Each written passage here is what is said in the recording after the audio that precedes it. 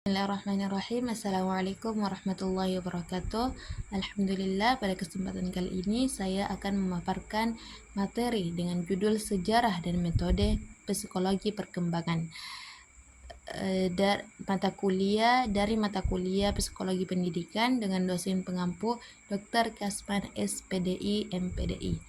Nama saya sendiri yaitu Siti Khadijah dengan NIM 24801064.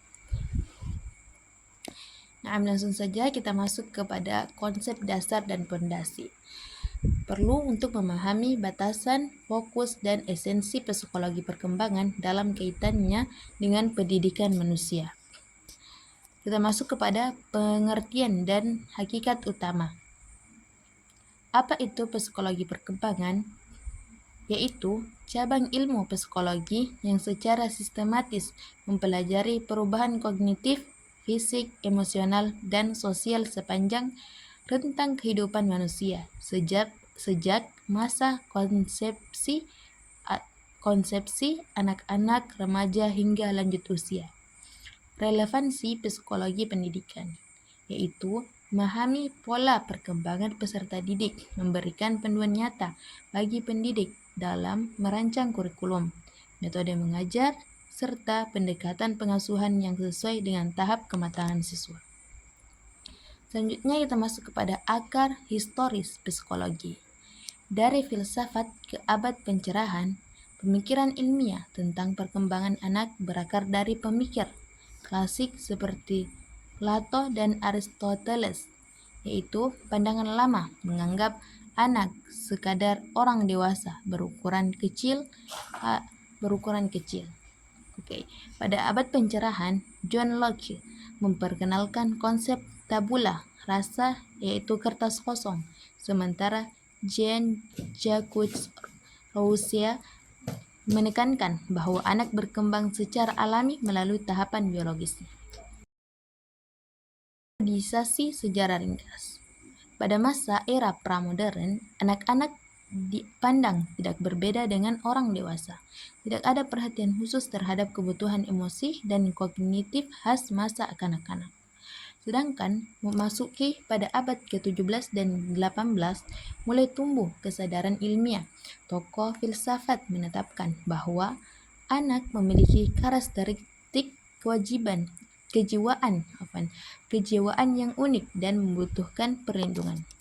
Sedangkan seiring berjalannya waktu memasuki era modern yaitu abad 19 dan sampai 20, muncullah psikologi eksperimental yaitu Wilhelm Wundt, Gestalt dan Jean Piaget yang menjadikan psikologi perkembangan cabang ilmu empiris mandiri.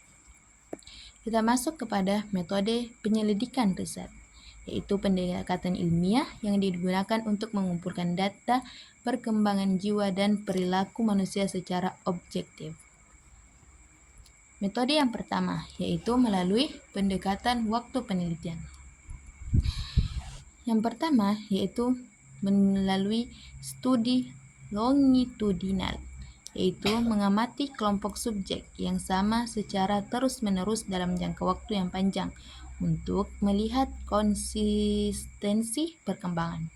Sedangkan masuk kepada studi lintas seksi, yaitu meneliti beberapa kelompok usia berbeda pada waktu yang serentak untuk membandingkan perbedaan antar tingkatan umur. Selanjutnya itu studi sekuensial, yaitu menggabungkan metode longitudinal dan lintas seksi guna meminimalkan kelemahan kohort dan menghemat waktu riset. Kita masuk ke metode selanjutnya yaitu observasi dan eksperimen. Sedangkan metode observasi atau pengamatan terbagi menjadi dua. Ada observasi alamiah dan ada observasi terstruktur. Observasi alamiah yaitu mengamati perilaku anak di lingkungan sehari-hari, seperti di sekolah, rumah, atau tanpa intervensi peneliti secara langsung. Sedangkan observasi terstruktur yaitu pencatatan perilaku anak dalam situs laboratorium yang telah dirancang khusus. Metode selanjutnya yaitu metode eksperimental. Peneliti kontrol variabel independen untuk mengukur dampaknya terhadap variabel dependen. Metode ini sangat efektif untuk membuktikan hubungan sebab dan akibat dalam perkembangan perilaku peserta didik. Metode dalam teknik pengumpulan data. Ya, selanjutnya kita masuk kepada teknik pengumpulan data, yaitu yang pertama angket dan kuesioner, yaitu pengumpulan data tertulis untuk menjangkau responden dalam jumlah besar terkait norma dan sikap. Sedangkan wawancara atau interview yaitu komunikasi langsung untuk menggali pemikiran mendalam, emosi, dan sudut pandang peserta didik. Yang ketiga yaitu tes psikologi, mengukur kesadaran IQ, kecerdasan IQ, bakat, kepribadian, serta tingkat perkembangan kognitif. Yang terakhir yaitu studi kasus atau case study, yang termaksud dalamnya investigasi mendalam terhadap satu individu atau kelompok kecil yang memiliki karakteristik unik. Kita masuk pada perbandingan metode utama. Studi longitudinal memiliki mencapai waktu penelitian selama bertahun-tahun atau dalam jangka panjang, sedangkan studi lintas seksi hanya dalam waktu singkat atau satu waktu pengukuran.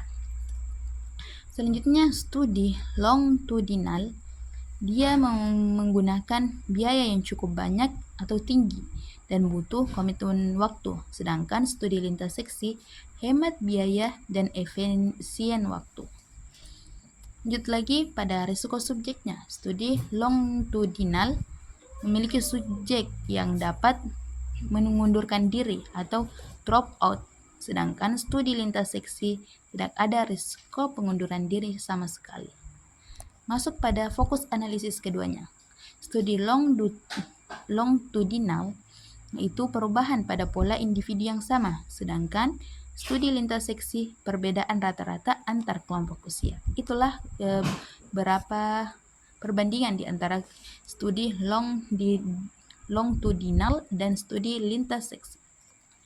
Kita masuk kepada implikasi dalam pendidikan. Implikasi dalam pendidikan, penyusunan kurikulum mencapai sekitar 92%, sedangkan manajemen kelas mencapai 89%, sedangkan intervensi dini riset mencapai 78%, sedangkan bimbingan dan konseling mencapai 70%. Pemahaman mengenai sejarah dan metode psikologi perkembangan memberikan kontribusi terbesar dalam menyelaraskan kurikulum dengan kesiapan mental anak. Demikianlah penjelasan dan pemaparan materi yang dapat saya berikan. Kurang dan lebihnya mohon dimaafkan. Terima kasih atas waktunya. Wassalamualaikum warahmatullahi wabarakatuh.